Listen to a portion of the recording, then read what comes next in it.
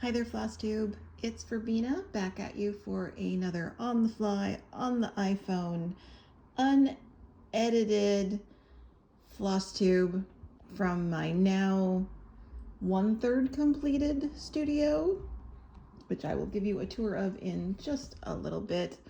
A lot has happened. I've gotten a lot painted, a lot moved in, a lot of cobwebs taken care of. I still have a lot of spider friends here in the studio though, so the sooner I get totally moved in, I am hoping that maybe they will realize that the majority of them need to move out. I don't mind a couple spiders, they get rid of the bugs, they eat all the nasty things, but one or two in the corner, great.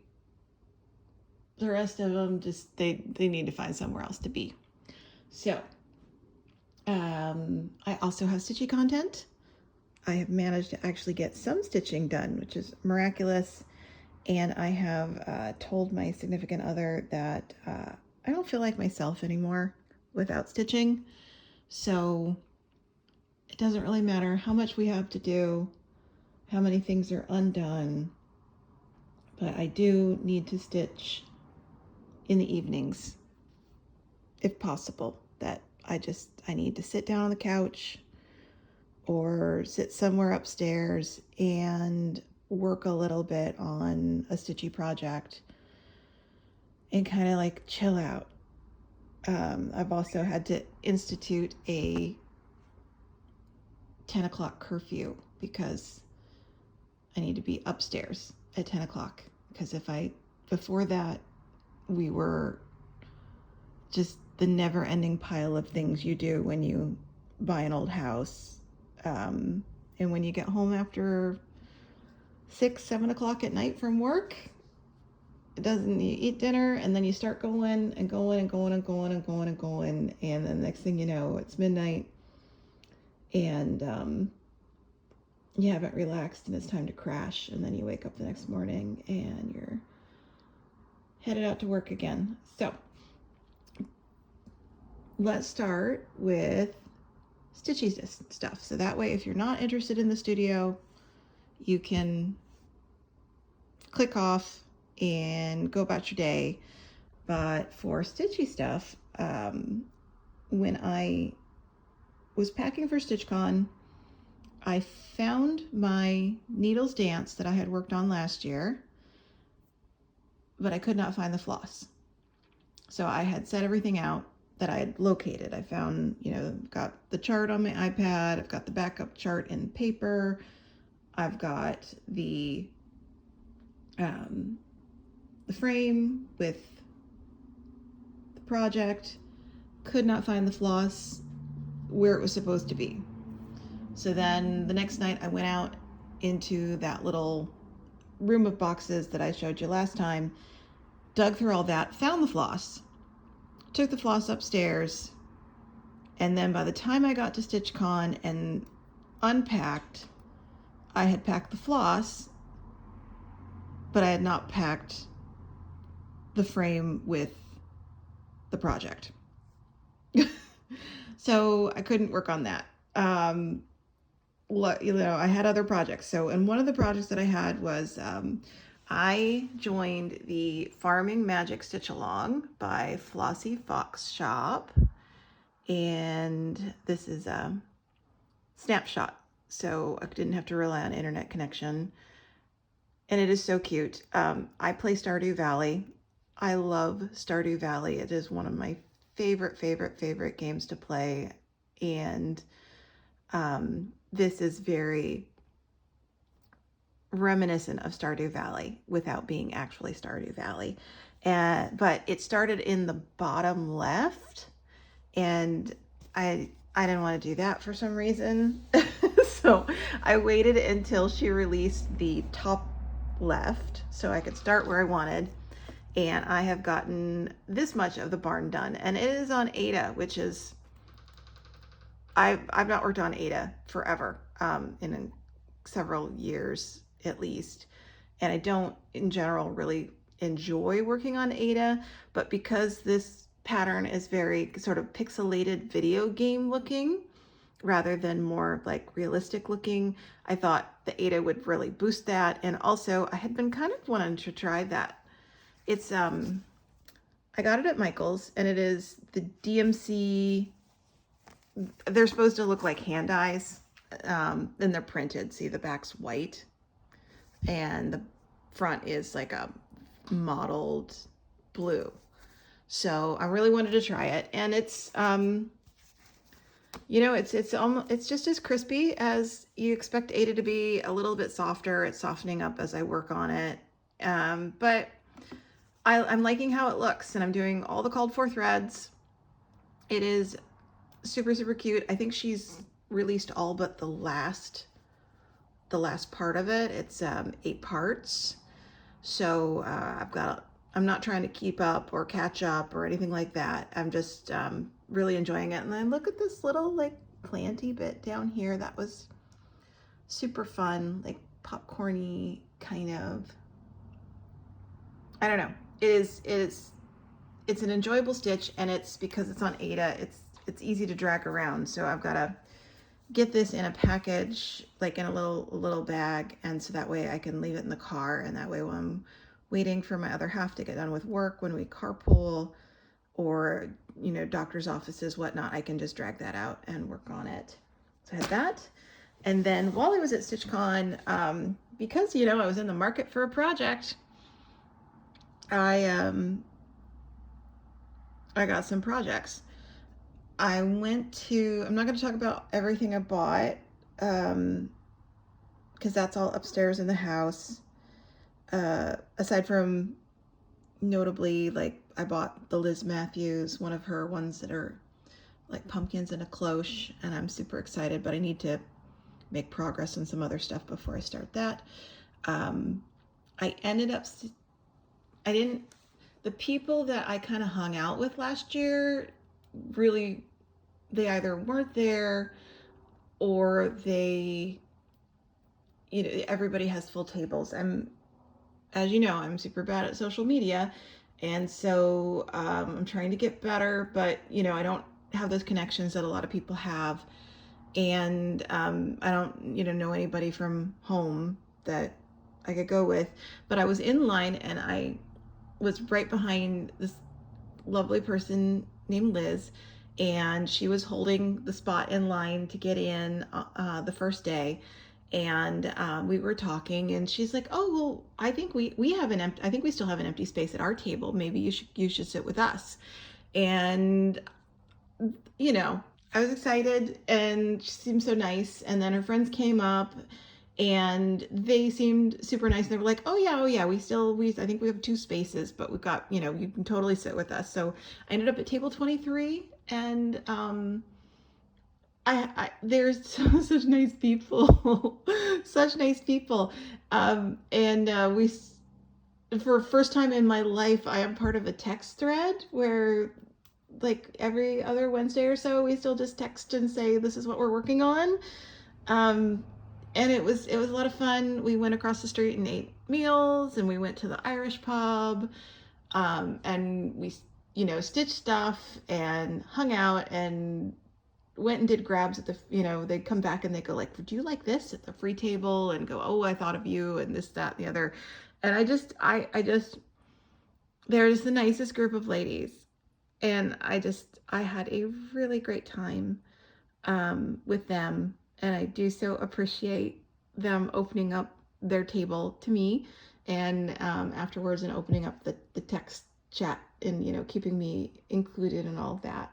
So that was, you know, shout out to table 23. we had a great time. I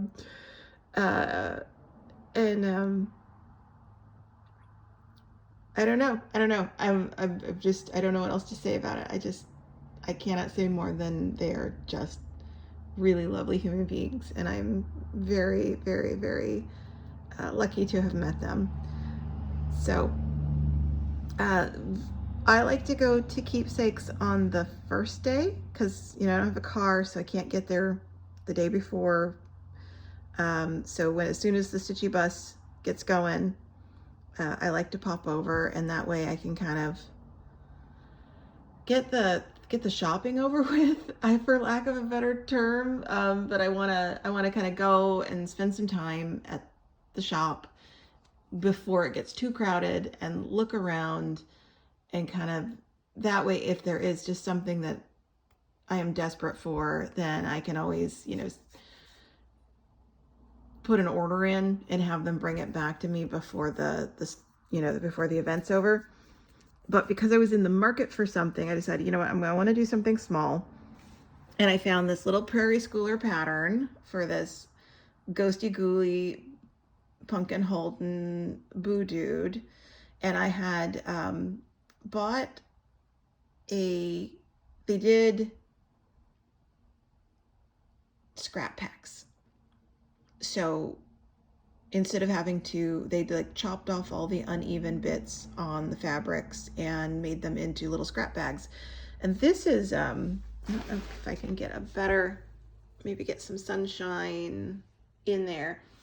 This is like this electric green, and I normally don't do, I think this is 32 count, and I normally don't do, but I bought a scrap bag of 28. It was like basically the only one they had. And then I bought the scrap bag of 32 because it had some nice colors in it. And I ended up working on, and I decided, okay, I like this little Prairie Schooler, and it, it's literally 2 colors. So I thought, I'm going to try silk. Everybody talks about how much they love silk floss. And so I bought, and unfortunately I don't know what brand it is, and it's tucked somewhere. I actually haven't found my the floss from it when I unpacked. So I know it is somewhere, I know it is safe, but it is just tucked somewhere. So I don't know, but if you are familiar with the Keepsakes floss room, if you walk in the door and you make a right on the right hand side of the wall, there is, in the you turn right, and it's there on the wall on the right hand side, and it is the right hand side of the wall. So that corner there, it is that floss. But I love this, and a couple of the other gals at my table bought it, and they have the similar electric green, acid green linen, and they're gonna do it. And I've got to work up, I think I'm gonna make a little tombstone to mount him on when I can get to the point where I can do some finishes. The other thing one of the other things that I bought was the JBW Designs Bluebird of Happiness, and that is, here is a screenshot of the photo that I took of the model, and it is very soft. I think it was a Keepsakes exclusive for their retreat last year or earlier, or earlier this year, the spring. And it's very soft and antique and vintage looking. I have a special connection to bluebirds of happiness. I have a tattoo of a bluebird on my arm. And my bluebird is, in the bluebird in my life, and my bluebird of happiness is not soft and pastel. So what I did was, I did an on-the-fly color conversion with the Forbidden Fiber Arts floss that they had in the annex at StitchCon. So, it's not too far off, but instead of these, I'm not a pink girl, so instead of these rose colors, I did these oranges. And I'm liking the colors. I made a mistake, though, in the letters. Where is it? Oh, this is good if I'm having trouble. I think it is. Oh, maybe I didn't. But I had a disheartened moment because I had left an extra space somewhere where there wasn't, but you know what? It is passing the sniff test. But I realized when I was doing these vines up here that they weren't lining up with the letters. And when I did a look back, there was somewhere where I was supposed to have one space, and I think I did 2 spaces instead. And I thought it was that between the L and the U. JPP, IN. But I can't find it on the fly, so that's good. So I will just adjust the vines, and then there'll be, and like I was debating whether or not I should pull it out, but it looks like I'm not gonna need to because it's been almost a month since I worked on it, and I can't see it. So as long as I remember to just, you know, keep rolling along and not. But I think what I'm going to do next is I'm going to keep working down and get this third motif under these 2 done, and then do the corner, and then I will figure out. But I love these little, I love projects where there's just, you know, you do a thing and you do a thing and you can set it down, and then you do another thing. So, but I did buy all the floss that I needed. I got double skeins in the end. I've got one because I stitched so small. This is 28 count Lugana. I don't know the color. Last year I bought so much fabric at StitchCon. I don't have a needle workshop. I bought a crap load of fabric. I may have done a recap last year and showed it. I can't remember, but boy, I bought a lot of fabric. So this year what I did was I bought fabric with like that, oh, I just bought this chart and maybe I need to, hang on a second, I gotta move because unfortunately the light in this room is on a motion sensor, and if you are still for too long, it decides you're not there. So I was having an invisible moment. So anyway, I took fabric with me this year. I stuffed a little stitching bag full of, I did cream and tan and a gray, and I just kind of gave myself a little assortment of fabric to take with me, so that way if I needed to start something, which it turned out I needed to start something, and I don't really, the scrap bags were scrap bags, so technically they don't count. I didn't say I wouldn't buy any fabric. I just said you just need to cool your heels, slow down, don't buy big pieces of fabric that you don't have things for, because the less money you spend on fabric, the more money you can spend on charts and floss and whatnots, right? So that was the thing. So I was able to, this is fabric, the Bluebird fabric I started. This is stuff I brought from home. So there's that. And then my next project, I registered for Friend Stitch, which is coming up in just a couple weeks, and I'm so excited. In fact, we are going to Tillamook soon, and my husband took a whole week off work, and we're going to take mostly to work on the house, but we are going to take 3 days, and we're going to drive down to Tillamook in our van and stay at a campground down there on the beach and eat tons of cheese and do the factory tour. And this year we're going to go to the French cheese factory, which is, or workshop or art creamery or whatever you want to call it. There is a French cheese creamery that is actually, as you're going in, right before the Tillamook creamery.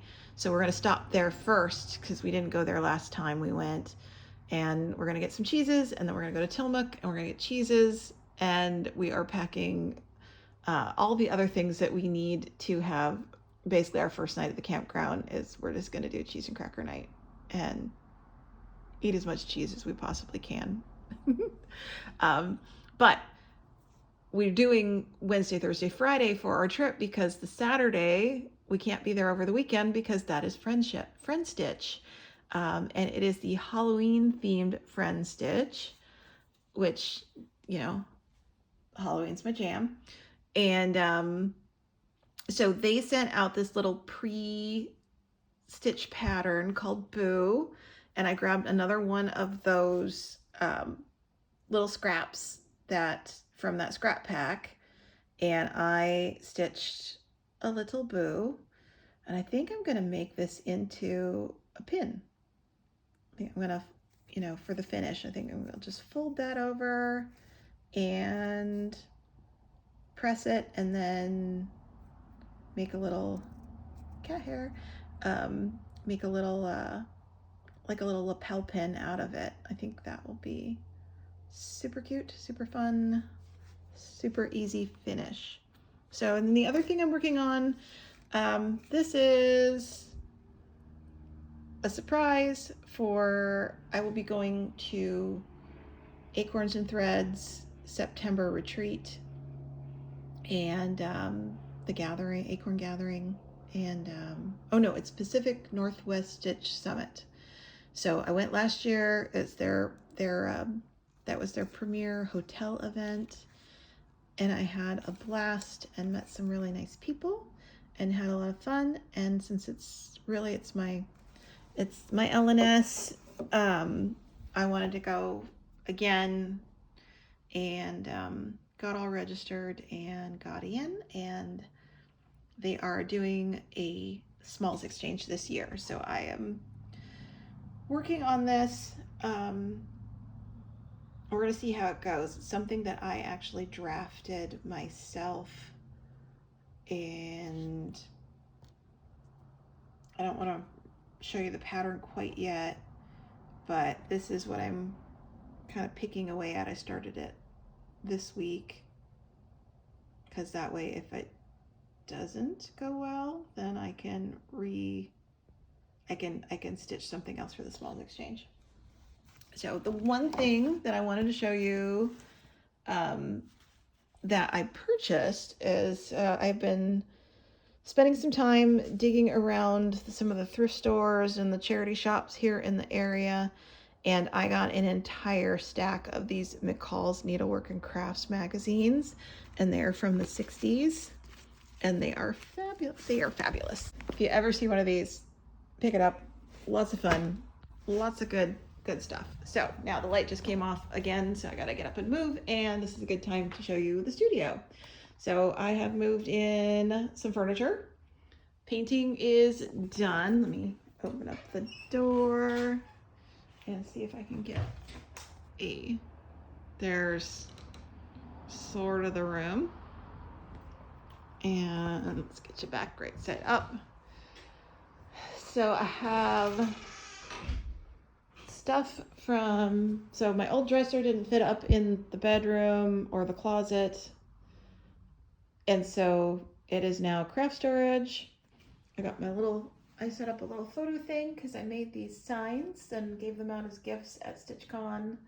People seem to really enjoy them, so I put them up on my website, strangestitches.com. But I made a little photo booth there.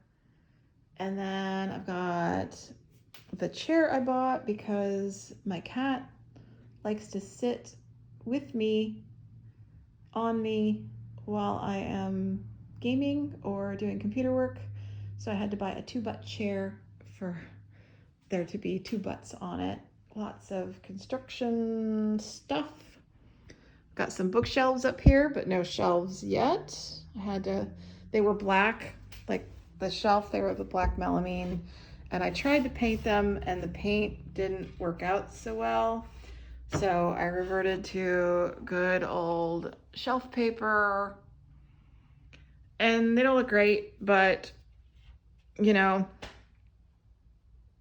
they're up. The best I can say is they are up. I found some cherry flooring for the shed area where my laser is going to be, because it doesn't really matter what it looks like back there.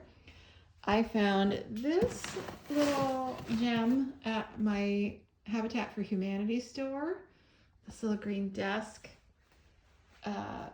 It has shelf paper on it as well because the original leather inserts somebody used, I don't know, like boot black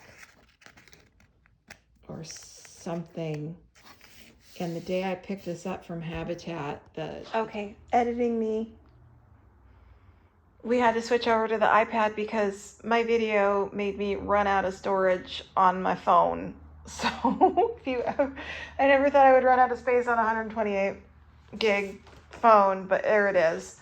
So hopefully I will be able to splice these together in a way. But I was showing you the day I picked the desk up, this little green desk from Habitat for Humanity.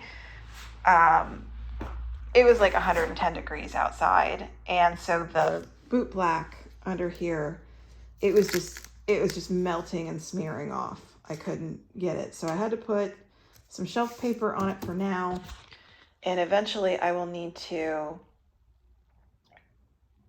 dig that leather out and either put plywood or new leather underneath to fill in the inset. So it's disappointing that it was like that, but it was a very adorable desk for like, I think it was $35 maybe. So I've got, don't know how to work the iPad camera. So I've got my ice cream machine out here because I just don't have a place for it in the kitchen yet. I've got my floss boxes, and I got these two cabinets that are stacked up with some stuff in them. I think the bottom one's going to stay down there, and I can use the top one for photographing and video things. And I had this old metal shelf in a couple different storage spots. And I spray painted it with some Montana spray. And I did the inside one color of blue and the outside another because I only had one can of each color of blue. And this was my Prime Day special. I got this 7 foot by 10 by 10, almost 8 foot, 10 by 8 rug to put on this. This is bare concrete. Well, it's not bare concrete. It is concrete that I use some concrete paint on. And it's chipping a little, but it makes it, it's not nice to walk on. So I've got my little Walmart special Pioneer Lady rug over here for now. And like those are light fixtures that need to go up. So there's messes that's waiting on that pegboard to go up in the garage. So then this holder for these little bins can get mounted, and then that's off the floor and out of the way. But and then I painted the shelves for this metal shelf here gray. And then here is the shed for the laser with spider webs. Started to try to take I had a rough day. And I had access to a sledgehammer. So, there's that. And violence doesn't solve things, but a sledgehammer against a crappy old too tall workbench that is like nailed in with 9,000 nails so it doesn't just pry off. It's a nice steam valve. So I think I'm gonna have to take the Sawzall to the rest of it and just cut it in sections and then pry it off the wall, because there's like 8 nails in every place where they're, oh, you need a nail here. No, we can't do 1 nail. We do 8 nails, and it's apparently done with like a compressor air gun. And we got this nice big spider web with a very not too large spider up there. So the next thing to do is to vacuum everything in here. Pull down, I don't think I'm going to pull down this siding. This is actually the old exterior, but I'm going to need to pull down all of this. Get it all vacuumed out. Take this stuff off. Get that all vacuumed out. Bug spray it. And then I'm going to have to buy insulation and boy, I don't know. I want to know what's going on up in that corner with that spider web. And it looks like it. I think it's a big moth, but from over here it looks like a small mouse. I think it's just a big moth though in there. Yeah. So lots of cobwebs, lots of cobweb cleaning. There is a window up there that they painted over on the exterior. So there was a real, like a softball size wasp nest in the eave. And we got that taken care of and removed. But I'm gonna have to get up on the ladder and scrape that window clean. That was my plan before I discovered the buzzing wasp nest filled with eggs. And so I'll get out in the outside now that that's gone and get that paint scraped off to have like a little skylight. And I have 2 cans of insulating foam to start sealing up. Like you can see, like that's just outside. So I'll need to cut a little piece of plywood and put a patch in there and then insul foam it so that way it's all sealed. And I got insul foam all along pretty much everywhere, and then put traditional padded insulation in the wallboard and get some drywall, which I need enough drywall that I'm going to actually have to have the drywall delivered. I can't just, it's not like a Home Depot run drywall trip. So that is where we are at back here. And I got to get some serious pants work done because this is the last week of July. And I need to be completely out of my old workshop space by the beginning of October. So the last load has to go over. So I have essentially 2 months to transform this into the laser workshop of my dreams.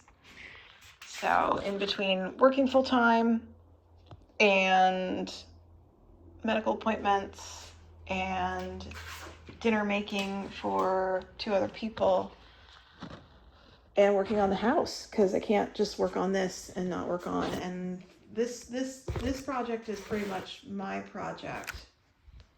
And I'm he's gonna have to, he's pretty decent at electrical work, so he's gonna need to get up and he's supposed to replace this light with a ceiling fan.